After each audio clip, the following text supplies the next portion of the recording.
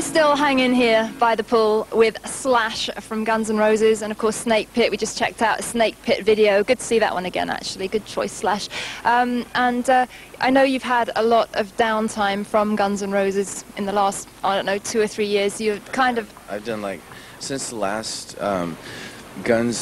last show from the Guns tour, I've done like 580 some odd gigs. So, no, I haven't had any downtime. I've been doing a soundtrack for a movie called Curdled, that's a Quentin Tarantino movie. I wrote a song for that, and then we're working on the Howard Stern movie right now, which is, and actually in this particular hotel, I've been writing all this stuff in the studio downstairs. So I've been working, and then I just keep playing, you know, doing gigs, and because if I'm not playing, I'm not happy, you know, and if Axl and I aren't seeing eye to eye on something having to do with guns, then I just go, okay, peace, you know, gotta go, see you. And I go off and work elsewhere until we do come to a meeting of the minds, you know.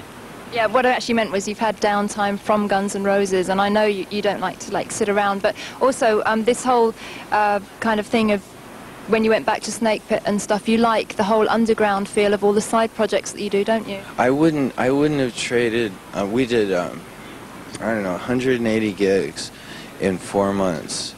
In 4 continents, and it was like to the point where we didn't, if we were lucky, we had day rooms where the whole band would sleep in one room.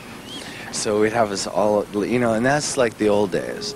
And so I wouldn't have traded that experience for anything in the world. And whether it was like, you know, the quintessential, I mean, it was never supposed to be as epic as Guns N' Roses turned out to be. It was just going out there and playing for kids and meeting them and just jamming.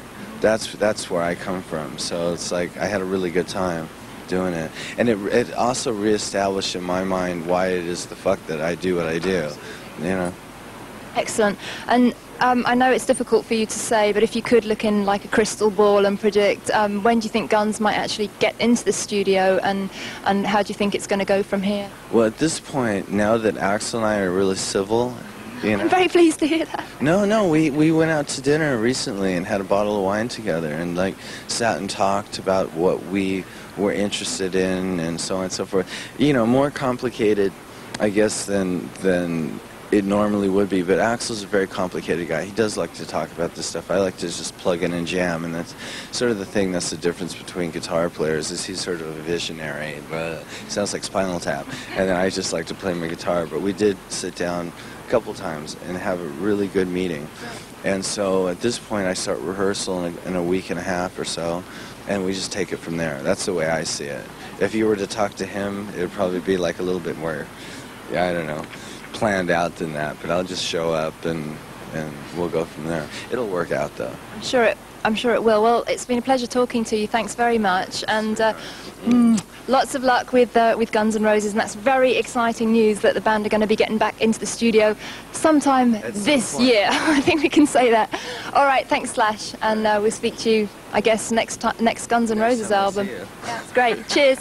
All right, well, we got to go to our first short break right now, and after that we're going to be hooking up with Ian Astbury, of course, formerly of The Cult, and in fact we've got a classic Cult video on the way as well, but we're actually going to be talking to Ian in depth about his new band Holy Barbarians. It's basically a whole thing about dislocated musicians.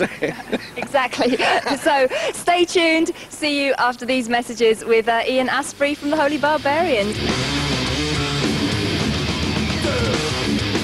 Lion the man